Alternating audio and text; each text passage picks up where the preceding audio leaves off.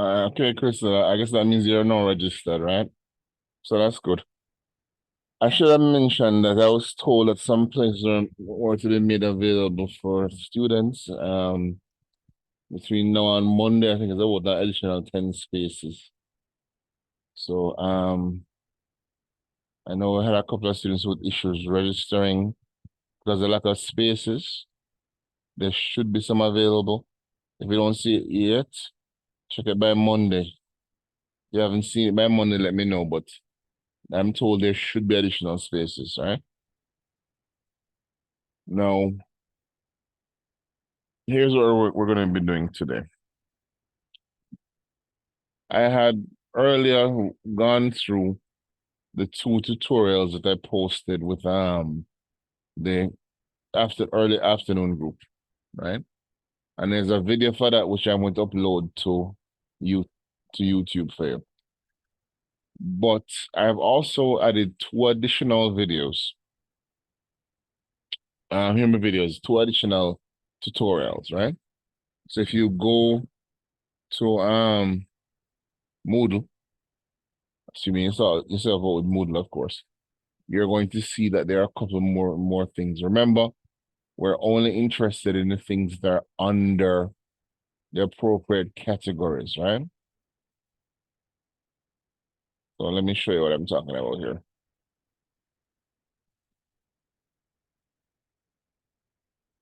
So when you look in Moodle, you should see lymphatic.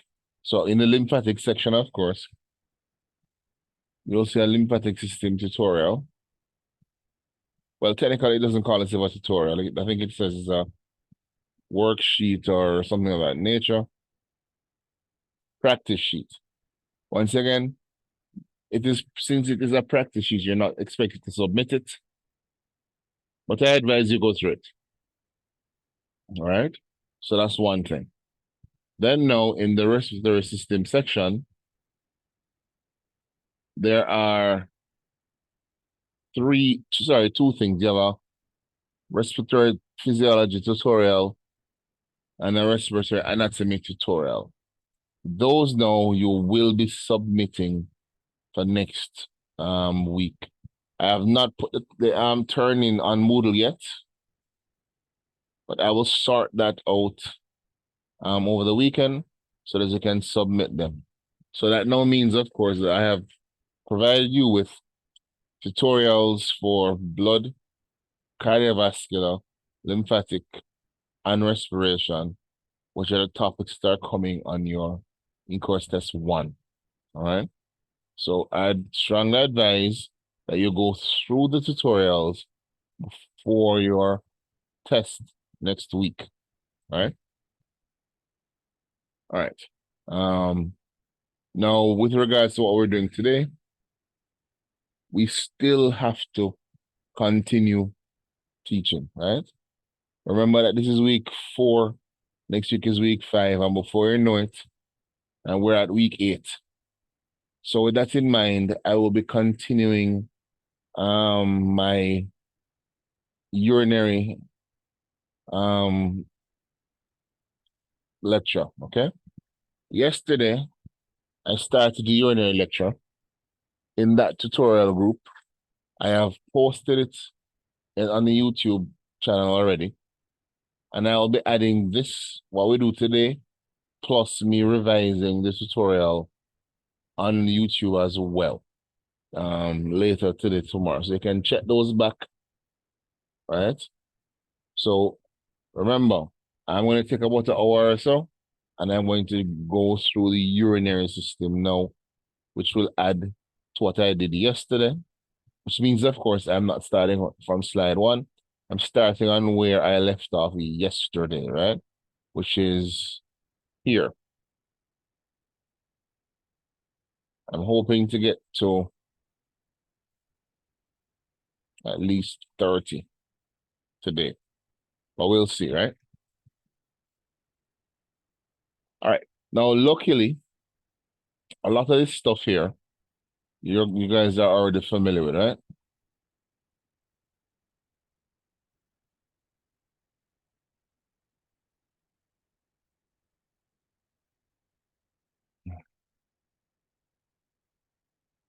Okay. I'm reading something about people being added today. I'm going to open the blood tutorial up over the weekend. All right. But understand that I will not be giving any additional time for the respiratory tutorials. Those will be due next week, Friday and Thursday. If you don't submit those on time, those will be considered late and not accepted. All right. I understand that there's been a lot of trouble with the registration. I'm not blaming you all for that. But next week, of course, is week 5 of 8. Right? So we can't go any further with it. Anyway, it is what it is, right? So let's move on from there.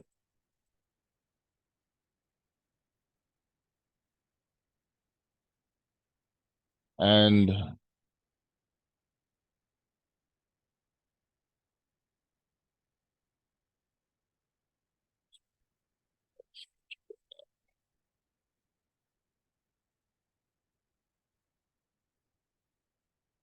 okay, now I'm going to bring this to your attention here. We're doing the kidney, obviously, right? Urinary system. One of the things that you would not have met, or I doubt you would have met when you did urinary system at CSEC, is this here. This is looking at the path of blood flow through the kidneys, right? From it enters the kidney from the renal artery until it leaves the kidney via the renal vein. You're going to need to ensure that you can trace the path blood takes through the kidneys. It's going to be important. I can guarantee that it'll pop up somewhere. If not in your in-course test, then in your final exam. Okay? Please make sure you review this one. I'm not going to go through it right now. I mean, it's just a little just for you to memorize the information, right? This diagram here now is also going to be important because this shows you where the major blood vessels are, right?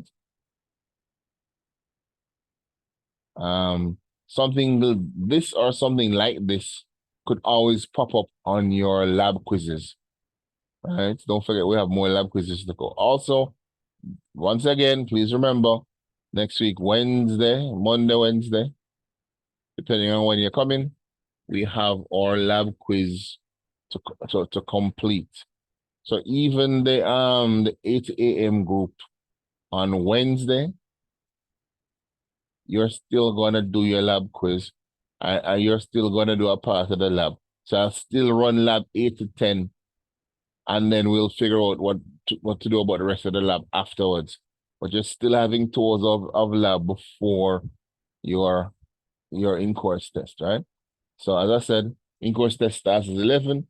We'll do 8 to 10, take the break, come back 11 o'clock, do your lab, do your in-course test, and then we'll figure out how to do the physiology lab later, right? Anyway, Sir. now you already know the major Sir. parts of your kidney, I should think, right? Sir. So what I'm gonna do is I'm gonna to trace the flow of in this case filtrate, which of course will eventually become urine, through the basic unit of your kidney, right? And the basic unit of filtration on the kidney, as I'm sure everybody knows, you've done it a million times at CSEC, is the nephron, right? As I said, the exact room will be announced on Tuesday, right? I received a letter or email already indicating that they're sorting out a room and some invigilators for us. So we'll know for sure. At least I'll tell you for sure on Tuesday. If I find out Monday, I will inform the Monday lab group and they can start spreading the word, right?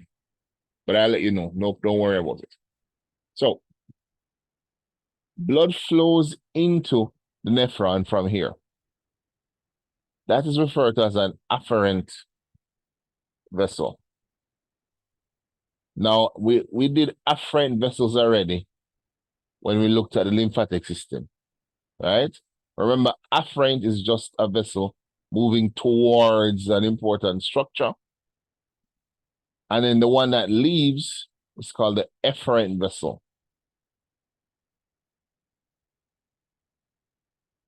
All right.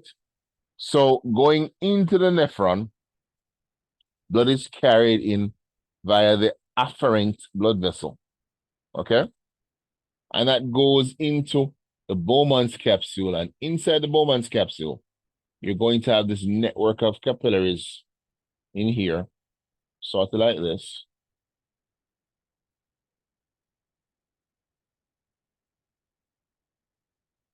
And have lots of little holes in them, because these are fenestrated capillaries. I call this here, of course, as you know, the glomerulus. Right? The glomerulus. So what I'm going to do is I'm just going to run through the basic information about the way the nephron works. Stuff hopefully remember from CSEC. And then we'll get into a little bit more detail afterwards, right? Now I want to use green to represent filtrate. So blood from the afferent vessels passes into the glomerulus, right? Let's use blue for the blood, because it's, can be deoxygenated. So blood from the afferent blood vessels moves down into the glomerulus. In the glomerulus, the pressure is relatively high, right? And the capillaries of the glomerulus are fenestrated, which of course means they have little pores in them. So a combination of the high blood pressure plus the little pores allows you to squeeze substances out of the blood as it makes its way through your glomerulus, okay? Now, the glomerulus is set up so that large substances cannot leave the blood. So big proteins, blood cells, these kind of things stay in the blood. But smaller, relatively small substances get filtered out of the blood and enter into the Bowman's capsule, which is the structure here, right? So whatever gets squeezed out of the glomerulus drops into your Bowman's capsule. Now, the stuff that drops into the Bowman's capsule space filters through the Bowman's capsule and into the nephron itself. And the first part of the nephron here, which is all twisty and turny, is of course going to be your proximal convoluted tubule. This is called the proximal one because the proximal is closer to your the afferent blood vessel here. All right. Now it's called convoluted. Obviously, well, I mean, maybe not obvious, but if you know what the word convolution means, convoluted means something twist up and turn up. Like sometimes somebody tell you a story, and as I tell you their whole life, and you have all kind of twist and turn, and like, dude, I just don't want to know what time it is. I don't need the whole backstory. That's what I mean by convoluted, right? Things are just twisting and turning all over the place. So the tubule here is twisty and turny, hence it is a convoluted tubule. So we call this one the proximal convoluted tubule, okay? Or, of course, known also as the PCT, okay? Now, the PCT is important because at the PCT, reabsorption is going to occur. Remember now, we had filtration occurring here.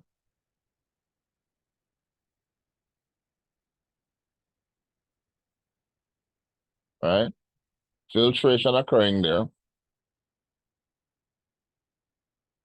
And now in the PCT, we have reabsorption occurring. Okay? So these are major processes, right?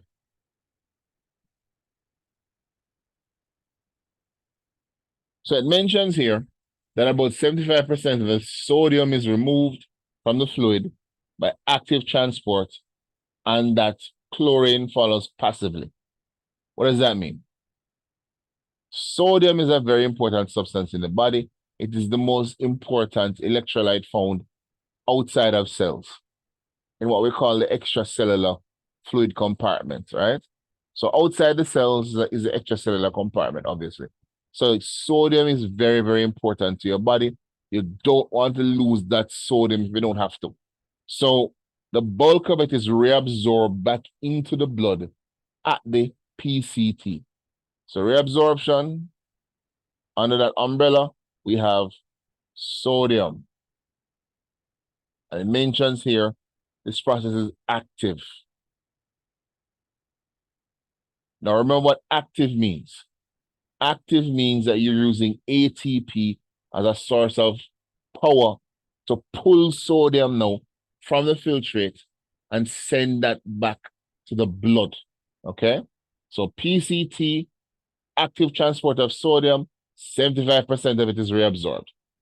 Now, because sodium, as you know, is positively charged, when you start moving positively charged ions, then closely related negatively charged ions will want to chase it basically, right? Want to follow along. So when you have a large mass of positive charges moving, negative charges will want to follow it. One of the most common negative charges that you'll find is going to, of course, be your chloride, Cl, right? Now, I'm assuming everybody knows, therefore, where this comes from. Sodium chloride is table salt, right? So that's the salt you use to season your food. So when you eat food with salt in it, and that salt will get broken down into sodium and chloride ions, these ions end up in the blood, right? And around your tissues. As your blood passes through the kidneys, the sodium ions and the chloride ions get filtered out of the blood, right? End up in your PCT. But remember, you have use for them. You don't want to lose them. So you suck. Suck, of course, is an active process. You're sucking the sodium out of the filtrate, sending it back to the blood, and the chloride, which loves to be around sodium, simply follows behind. So the reabsorption of chloride is therefore passive, all right? You don't need to force the chloride to go where the sodium is. The sodium happily follows it, okay? Remember, 75% of the sodium is absorbed like this, right? And approximately the same for the chloride. Now, once you have started the process of reabsorption, I want you to understand that you're not only reabsorbing salts, okay? At the PCT, you're also going to be reabsorbing other important substances. For example, glucose. And I'm sure this is another one you know from CSEC, right? Glucose is also reabsorbed. So we also reabsorb glucose. And for the most part, you're reabsorbing all of the glucose, right? You're also reabsorbing water. And it's about 66% of the water. So you're reabsorbing more water at the PCT than anywhere else. You also reabsorb hormones, right? So some hormones will also be reabsorbed here. So there's a long list of things that are reabsorbed at your proximal convoluted tubule, right? Which will, once again, we'll go into that in more detail later. So be aware, you're absorbing most of the salt, most of the chloride ions, all of the glucose, 66% of the water. That's basically 2/3 of the water, as well as all the hormones. All of this is being pulled out at the PCT. from the filtrate that is made in the Bowman's capsule, right? Now, what is left of the filtrate? Once it leaves now the PCT, it goes into what we call the loop of Henle. This is another structure that you should be familiar with, right? The loop of Henle has thick parts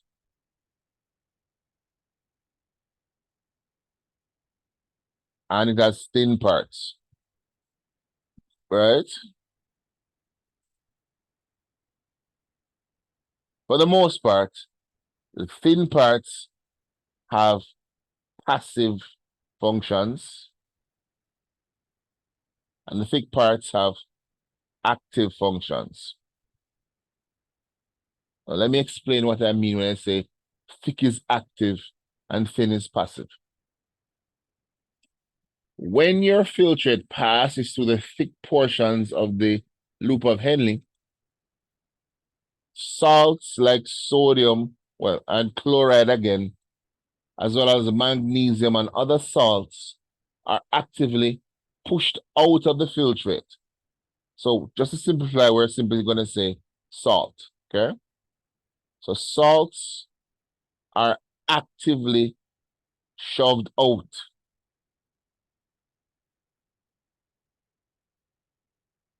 Right? At the thick parts. Whether it's descending or ascending, it doesn't matter. You're losing salt. Right? Remember, it is an active process. Now, in the descending portions now, you're also going to have the loss of substances, right? But you're not going to spend any energy to get rid of them, which is why, of course, this process is going to be considered passive. So, for example, in the descending loop of Henle, you're going to lose or have water taken out of the filtrate, right? Water only. And this process is passive, right? By the way, just to make sure everybody remembers this, when water moves, water only moves by passive means. You don't pump water. Water is big and heavy and it's hard to move around. If you want water to move, all you have to do is ensure that the conditions for movement are there and water happily follows along. So, for example, water likes areas of higher concentration. So if you want water to move from point A to point B, all you have to do is make the area you want water to move to of higher concentration than the area the water is currently in. So for example, as you're pumping out all of these salts from the thick parts of the loop of Henle, you're making the surrounding fluid around the loop of Henle very salty. And because it's salty, water will leave now the descending loop of Henle here and move into the fluid around the nephron because it is salty, right? So you never have to pump water. Put salt somewhere, water just follows behind the salt, right? So because of this, you also reabsorb water from the descending loop of Henle. But once again, it requires no energy. But remember, water is never actively moved, which of course means that when you reabsorb water here at the proximal convoluted tubule, you're doing the same thing, as in you're pumping out the salt and water then just follows it, okay? Same thing in the loop of Henle, you pump out the salt, water follows it. So descending loop of Henle, you're losing water from the filtrate because it's following the salt, right? Now, the ascending loop of Henle is different.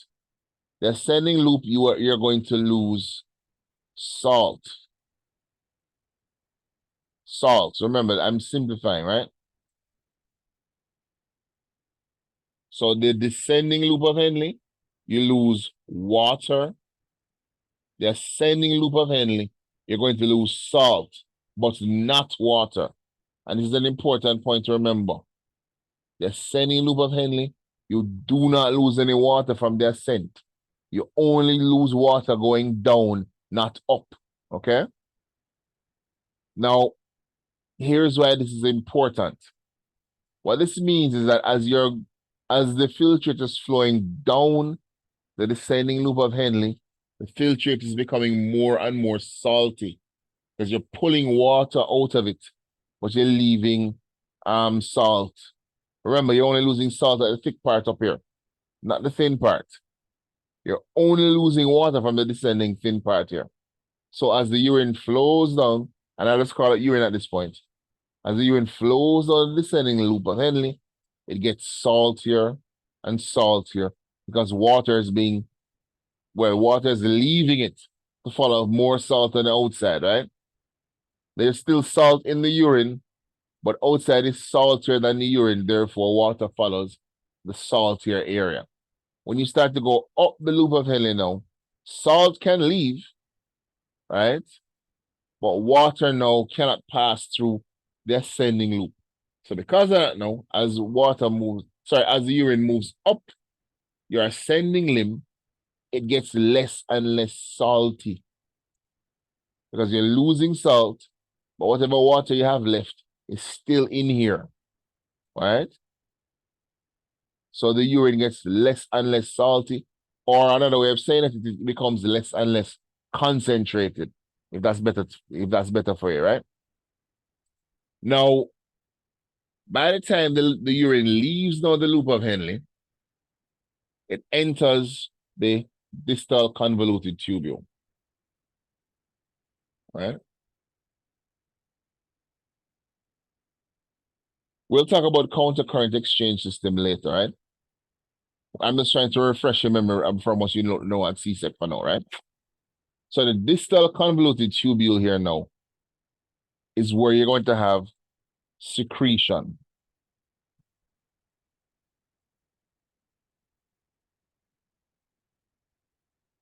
Secretion. Remember now, at the loop of Henle, you're losing salts, you're losing water, right? So those will, of course, be reabsorbed back into the blood eventually, right? So that, of course, just like the PCT, all of this is considered to be reabsorption, right?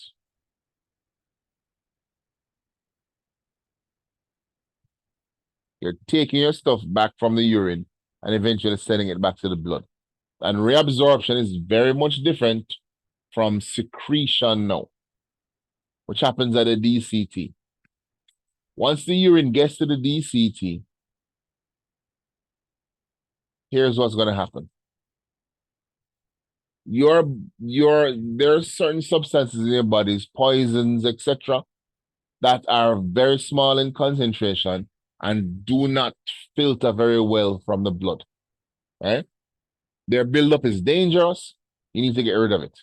So you do this by actively pushing these substances out of the blood and into the urine. And that is what secretion amounts to.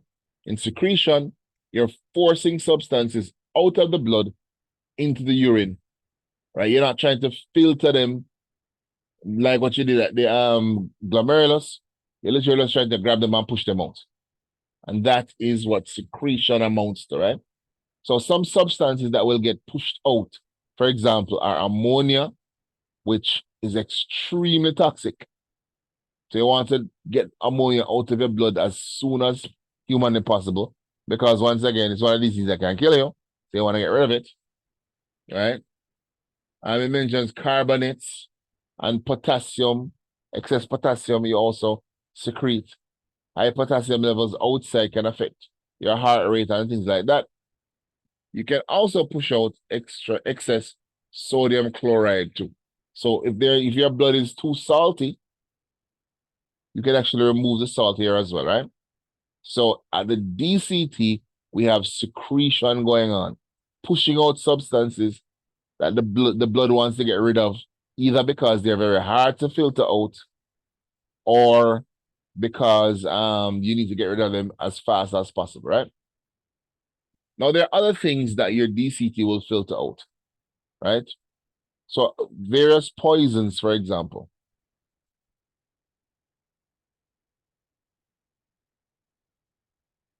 Or another way of saying it is toxins.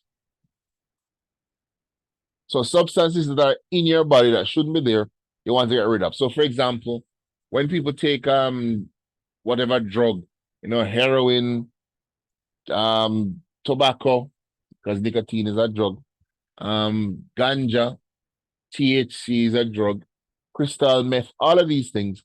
When you put these things into your body doesn't really want them.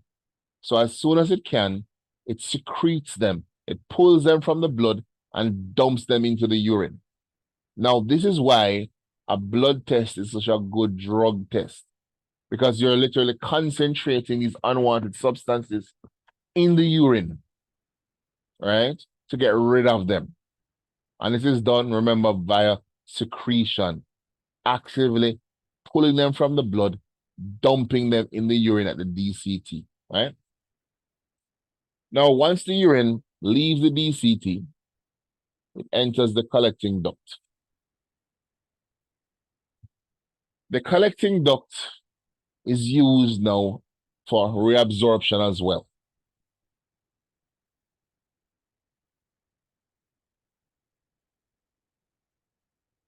Right? It didn't go down. It's used for reabsorption as well, right? But in this case here, your reabsorption is water. Okay? Sorry, I didn't The hear that. collecting duct is selectively permeable in a way. Or let's put it another way. The collecting duct has variable permeability. Under normal circumstances, your collecting duct is impermeable to water. So water cannot leave at all. But once you have ADH,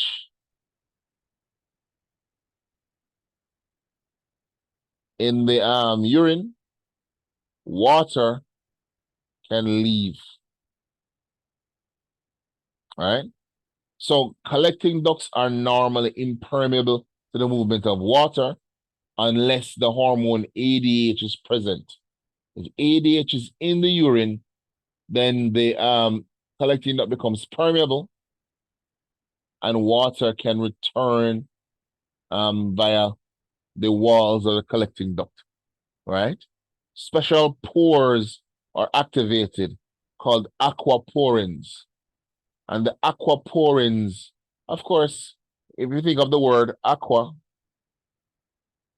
so water, and porin, pore. So aquaporin is a water pore, basically. So these water pores open up when ADH is present and allows you to reabsorb additional water from the urine, right? So if you need extra water, your body can release that hormone, and then that hormone can pull that water from the urine before it leaves the kidneys, okay? Because from the collecting duct, well, the urine will then make its way through the kidney until it gets to the ureter, where it then passes out of the body, okay? All right. So all we did a little while ago was just to revise the things that hopefully y'all remember from CSEC, right? If I said anything that doesn't sound right to you, please let me know, right? Or if I left anything out, please let me know. But so far, everything should sound familiar to you, right? Okay. So no questions. All right, cool. Now this diagram here is just showing you the renal corpuscle in a little detail. The renal corpuscle is the part of the nephron that is made up of the Bowman's capsule and the glomerulus, okay? So the renal corpuscle equals Bowman's capsule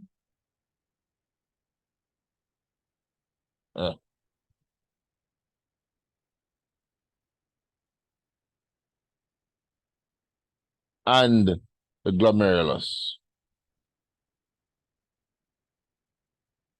right? So remember, anytime it's a renal corpuscle, that's what we're referring to. Bowman's capsule, glomerulus together, okay? Now, I want to use this diagram here to talk about filtration. I said to you already that at the glomerulus, filtration occurs. What are we really talking about here? If you notice here, the blood vessel going into the renal corpuscle here, the afferent arteriole, I want you to notice how thick it is, how wide it is, okay? Then when you look at the efferent arteriole, I want you to look at the width of that one as well. The afferent arteriole is significantly larger than the efferent arteriole, right? And this is going to be important. What this means is that when blood flows now down into the glomerulus, right, which are the capillaries,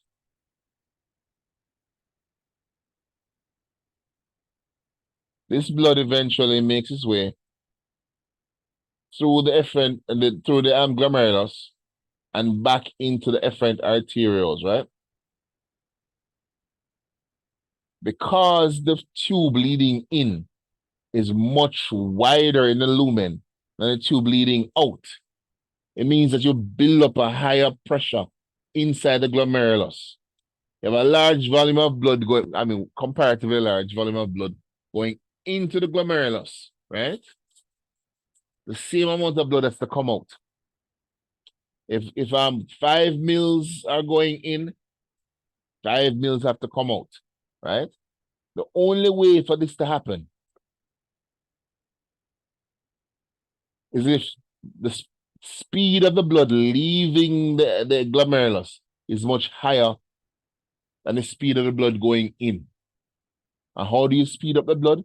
By increasing the pressure. So the blood is basically shoving itself into the glomerulus, pressing down on blood already in the glomerulus to make space for itself, and bunching up as they're trying to force their way out via the efferent arteriole.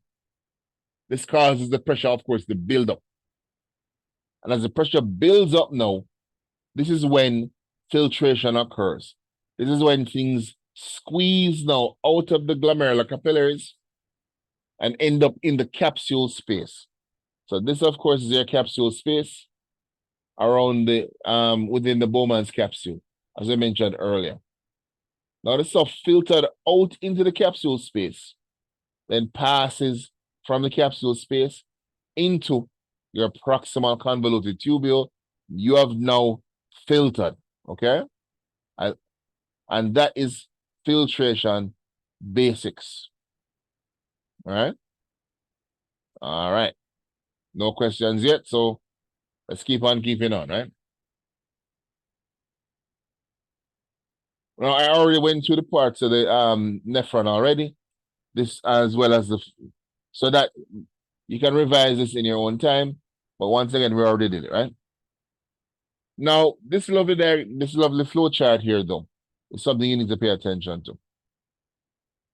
This is showing the major structures that urine or filtrate passes through as it makes its way through your nephron. Okay? So from the capsule, which we spoke about already, you go to PCT, which you spoke about, right? Then the nephron loop, which is the same as the loop of Henle. Then DCT, then collecting duct, right? There's now another duct called the papillary duct that leads to something called a minor calyx, which we're going to explain in a minute. Then to a major calyx, which is a bigger one. And the minor calyx is basically a tube.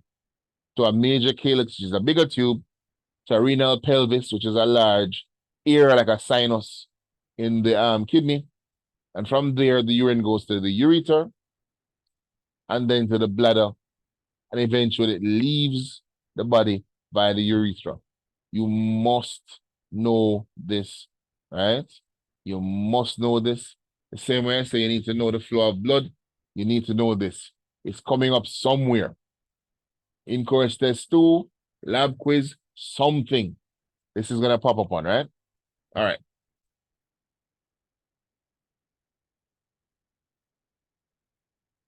Now that we've described the flow of, or reminded you of the flow through the nephron, let's talk with a little bit more, let's give a little bit more information about the nephron itself, okay? Your nephrons, there are 2 types of nephrons. This is something that they wouldn't have told you at CSEC, right? The most common type of nephron is called a cortical nephron. And 85% of all nephrons are cortical, right? Why they call a cortical nephron? Because they're found in the cortex of the kidney. But let me just remind you about the basic structure of the kidney, just to make sure we all remember these things from CSEC. This is a very basic diagram of the kidney. We can see here it has a few very basic parts. We have an outer portion here.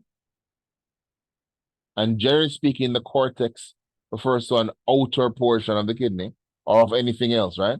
So if you see something as a cortex, that's the outer part, right? And the bulk of the cortical nephron sits inside the cortex of the kidney, right? So most nephrons are right in here, right? Below the cortex now, you have what is called the medulla, right? Which is underneath the cortex. It always is. And within that medulla, you have these structures here called pyramids, renal pyramids. And the renal pyramids contain the collecting ducts, right? So remember the collecting ducts that we spoke about earlier? So the DCTs go to collecting ducts. Well, these collecting ducts, well, converge in the renal pyramid. So all the urine from the collecting ducts goes into a renal pyramid and then flows down now to the apex of the pyramid, which is, of course, right here. So the urine flows all the way down the renal pyramids until it gets here, which is the tip of the pyramid. That is what is called the renal papilla, right? At the renal papilla, it enters some tubes, which are called the minor calyces. So this here is a minor calyx. Here's another one right here, so, okay? Now the minor calyces merge to form the major calyx. So we have 1, 2, 3 smaller tubes, each one with its own renal pyramid, merged together to form a larger tube. So minor calyces merge to form the major calyx, which is this. And then major calyces merge to form the renal pelvis. And then this, of course, forms the ureter leaving the kidney, okay? So hopefully now, this makes a bit more sense to you, right? So remember, you need to be able to remember that flow. Remember this chart, okay? Now, most nephrons are in the cortex, which is the outermost part of the kidney, outermost layer of the kidney, right? You also have another type of nephron called the juxtamedullary nephron. And I'm going to talk about it in a second here, right? But I do want to mention something important about your cortical nephrons. Cortical nephrons have very short loops of Henle, right? Remember that loops of Henle are very important for the reabsorption of water and salts. Generally speaking, the longer they are, the better they are at reabsorbing water, okay? Now it also mentions that the efferent arteriole will branch off to form something called the peritubular capillary that will wrap around the nephron, okay? So cortical nephrons have a peritubular capillary wrapped around them that is going to take the substances that take the substances removed from the urine and carry it back to the blood, right? All right, so one more time. Cortical nephrons, mostly found in the cortex, most of it is in the cortex. That's 85% of all nephrons. They have very short loops of Henle, which are used for the reabsorption of salts and water. The salt and water being reabsorbed is passed to the peritubular capillaries, right, which are found around the nephrons.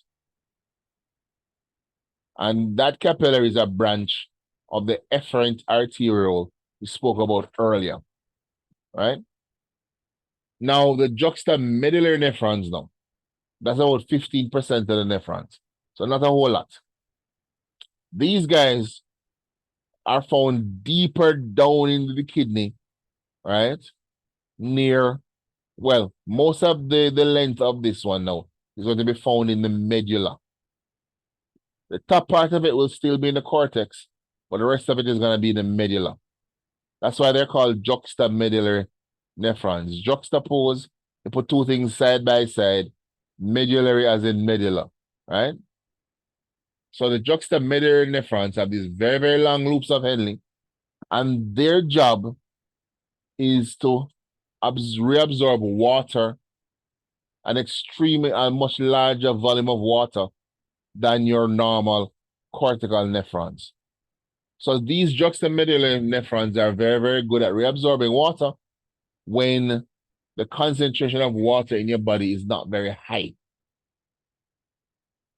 We don't have a lot of them, but in animals that spend a lot of time in desert climates, right? In animals that evolved to live under very, very low water availability, they tend to have lots of juxtamedullary nephrons in their kidneys. So they can pull extra water from the urine and send it back to the body, and instead of wasting it as urine, right? So so something like a camel, where everybody knows about camels, a camel's kidneys will be loaded with these juxtamedullary nephrons, so they can pull more water out of the urine than a normal person. I am told that I've experienced it myself, that the camel urine is so concentrated that when the camel is releasing his urine, you can't stand near him because the smell is so great. It will actually make some people nauseous because of how much urea and other waste is in the kidney, in the urine, sorry, for the amount of water present, okay? I mean, normally when a human being urinates, it's not really a smell per se, assuming they're a healthy person, right? Fresh urine really doesn't have a smell, right? Except if you're a camel, apparently. Anyway, so let's just run through again, briefly, some of the steps we spoke about earlier. So remember now, blood flows into the glomerulus from your afferent arteriole. The pressure in the glomerulus causes filtration to occur. What is left of the blood leaves the glomerulus by your efferent arteriole, right? Now, the filtrate filters through the Bowman's capsule and enters your proximal convoluted tubule. In the proximal convoluted tubule, you reabsorb many useful substances like water, like glucose, etc. The filtrate then makes its way down to your renal tubule or your loop of Henle, where you pull out water and salt from it, right? And this water and salt can be returned to the blood via your peritubular capillary here, which is coming off of your efferent arteriole. All right. So far, so good, hopefully, right? Now, let's talk about the whole filtering thing in a bit more detail, all right? Sure. So we're going to look at the glomerulus. It's Rachel, I have a question. If you do, I didn't hear you. Yes, I have a question. I was just saying that if the darker the urine is, the more concentrated it is. All right, come again now. You are very low. Oh, sorry. So I was saying that if the darker the urine is, the more concentrated it is. Generally speaking, the darker your urine is, the more dissolved substances you have in there. So you're absolutely right. Which is one of Okay. the reasons why a sign of severe dehydration is what amounts to amber, which is basically brown. If your urine is brown, you're extremely dehydrated. Okay. Okay, sir. So urine should be clear if you're healthy. It's not supposed to be like transparent clear, because you can also be consuming too much water. If your urine is always like, it look like crystal punch, as they call it, like water, then that is not good either. Your urine Oh, is supposed to have like a pale yellow color, yeah. right? Okay. Because excessive water consumption itself can cause problems with homeostasis, right? All right, yes, sir. That said, if your water is sometimes very, very pale and sometimes it's a little dark, and these things are fluctuating throughout the week, it's not going to damage you, right? It's only when these things are consistently so watery because you're drinking so much excess water that you can have potential problems. Or if you find your urine being very, very dark all the time, right? It can actually stress your kidneys because you're not drinking enough water. You won't be able to clear out a lot of the waste from your blood efficiently. So as with all things, there must be a balance between the amount of water you're taking and the amount of water you lose. So like we're going into summer now and it's hot as hell, you'll find yourself drinking more water. And if you are not drinking more water, you are stressing your kidneys. The kidneys need that extra water, right? So just Sir, I have a question, a yeah, little bit off topic, right? Let's say um someone has sinusitis. Can it affect their right ventricle for it to be swollen? no. Hold on, wait. When you say sinusitis, I'm assuming you're referring to the paranasal sinuses, right?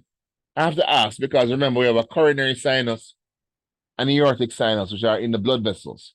So let me be clear. Which sinuses are we talking about? Sir, the coronary sinus. Oh, okay. I thought you were paranasal sinus. The aortic sinus is the one that is in the aorta, right? The left ventricle pumps blood directly into that, into the aorta. So if your aortic sinus is too large, can cause a significant drop in blood pressure as you're trying to pump blood out. And remember, when you're trying to force blood to the body, you want a higher pressure. So it can cause an issue. But for the right ventricle, it should not. But for the left ventricle, it might. But that would be the aortic sinus. The coronary sinus, it probably wouldn't. Because that has more to do with blood pressure going to the brain than anything else. Okay, sir, thanks. Mm. All right. So let's talk about how our glomerulus is set up. We already mentioned that glomerulus is basically a bunch of capillaries that you're forcing blood through in order to filter things out, right? But you have to understand that the glomerulus itself, since it is made up of capillaries, it is only one cell thick. It's made up of entirely of endothelial cells. And endothelial cells are very fragile. They pop like nobody's business, right? So to prevent your endothelium from just popping all over the place, you have to reinforce the endothelium. And you do this by wrapping it in special cells called podocytes. So here we have the endothelium of the glomerulus. This is the basement membrane part of it here. Because remember, this is epithelial tissue, so it must have a big basement membrane. And as you can see here, there are fenestrations in your glomerular capillaries. Remember, those are the small pores, right? Different from sinusoids, which we looked at earlier. As you're filtering out substances, as we said, it's very high pressure. These things would normally just pop. But the podocytes now wrap around your glomerular capillaries, right? So, and they have to reinforce it. It's like a sleeve going over and around it to give it structure. Substances can still pass through the podocytes because the podocytes leave little slits. You notice here, some little slits here that leave the glomerulus exposed so that you can still leak fluid through the slits. They're actually called filtration slits, as you can see here. And because of this, the blood pressure through the kidneys can be very, very high without causing any real damage. Okay? Because of podocytes. Now it mentions here that the fenestrated endothelium, the pores are around 70 to 90 micrometers, which is, sorry, nanometers, what am I saying? 70 to 90 nanometers. Please remember how this goes, right? 1,000 micrometers make a millimeter, and 1,000 nanometers make a micrometer. A blood cell is 7 micrometers in size. So there's no way a blood cell can squeeze through this pore, right? It would be the equivalent of you trying to push yourself through a drinking straw. It's not going to work, right? Now, the basement membrane around now the capillary also has a purpose. That basement membrane is made up of a proteoglycan gel. So protein, carbohydrate together to form the gel. So proteo is in protein and glycan like glycogen, right? Which is a carbohydrate. So your proteoglycan gel has a negative charge to it, right? And if you have a negatively charged substance that is bigger than 8 nanometers, it can't pass through, right? So your basement membrane is selectively allowing substances to move. As long as they're charged and bigger than 8 nanometers, they're not going anywhere. They stay in the blood, right? Plasma proteins, of course, are way too big to filter, right? It mentions here that blood plasma is 7% protein, and the glomerular filtrate is about 0.03% proteins. So only extremely small proteins can pass through. Irregular plasma proteins are just too big. Tiny amino acids can get through, and that's about it under normal circumstances, right? Now the filtration slits, now remember, the podocyte wrapping around the glomerulus makes the filtration slits. It mentions here that podocyte arms have pedicels with negatively charged filtration slits and allow particles of 3 nanometers or less to pass. So the basement membrane is filtering out anything bigger than 8 nanometers. And then if it passes through there, when it gets to the filtration slit, if it's bigger than 3 nanometers, it can't go anywhere either. So in the reason for all of this is to ensure that very important molecules stay right where they belong in the blood. And even with all of this, you're still going to get some amount of proteins escaping, as well as other substances. But your kidneys are trying real hard to keep the important stuff in the blood. It's just that it just can't do it, right? Because of physics, right? Small substances are just going to pass through. Can't do anything about that, right? All right. Now, at the beginning of the course, which feels like a month ago, actually it's about a month ago, I mentioned to you that we'll be looking at filtration pressure later on in the course, right? Now is the time. That said, I think I'm going to leave this until Tuesday when I have the whole class here, just in case some people miss this part of it. Because of the calculated nature of this and their formulas to remember, I'm just going to leave it until next week, Tuesday, okay? So we're going to stop here. So we have these formulas to go through. And we'll leave the rest for Tuesday, okay? Now, you all have lots of work to do. You have lots of studying to do. So I will let you go.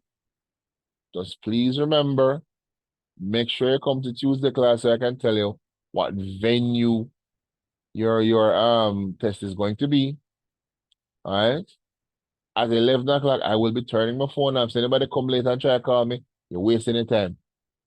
All right? Make sure you come to your class. Also, as I don't know if I mentioned this to you, but I will know. I said it to the group earlier. If for whatever reason, I don't care what it is, you missed the in-course test, then the only thing I can give you is an essay-based makeup test, right?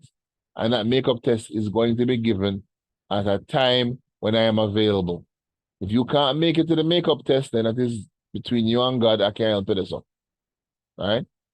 So translation, do not miss your test, right? Because the only time I have available is on Monday. And as I said, it is strictly essay questions. I might be able to squeeze a little time on a Wednesday.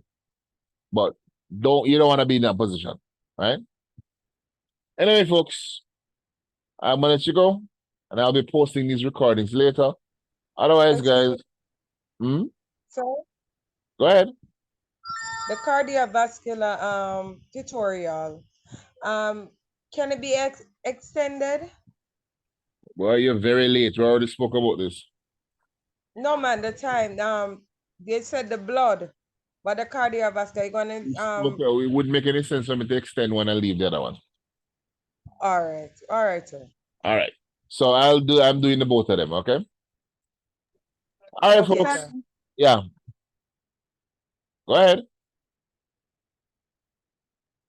All right. Test topic you said we're getting? Everything up to respiratory system. Whisper. Okay. And all right, sir, thanks. All right. Sir, when you say respiratory system, you mean that would be included or just before? It's included, everything including respiratory system. Okay, Remember, sir. we outlined this at the beginning of the course, right? I mean, I was hoping to get some urinary system in there, and probably could. But I mean, technically we should. Forget it. Can't bother. We'll just leave it where it is. So we're just doing, remember, blood, cardiovascular, lymphatic, respiratory, right? Those will be the systems that we'll cover. But sir, you said it was the anatomy of the respiration system. No, I didn't. Of course, anatomy is in there, but physiology too, right? You said that for the lab quiz. But we're not talking about lab quiz. No, I'm just correcting her. Oh, okay. Oh, okay. All No, right. but don't want to the lab. No, man, the lab quiz is two parts. One part is anatomy, and the other one is physiology. Sir, last week you said it's just one part we're getting. That's why she heard that. I heard it too. You never remember nothing about that. Me too, sir. I heard that too. Well, that don't make no sense. Try pass it around. I don't know, maybe I misspoke, but try pass it around for me, please. It's anatomy and physiology you're getting. And once again, you have to study for both of them because you have in-course tests. So try and please and thanks study the two of them for me, please. We don't want to have any accidents of memory, let's call it that, on Monday, right? Sir, And you said excuse me, you said what? the lab quizzes anatomy And and physiology for respiratory system. correct. Okay. All right. And I will also point out before we go, the respiratory system is a good chunk of your in-course test because it's a very big topic, right? So just, pay some good attention to it for me, please. All right, any other questions before we go? Okay, folks, so I will see you all anon.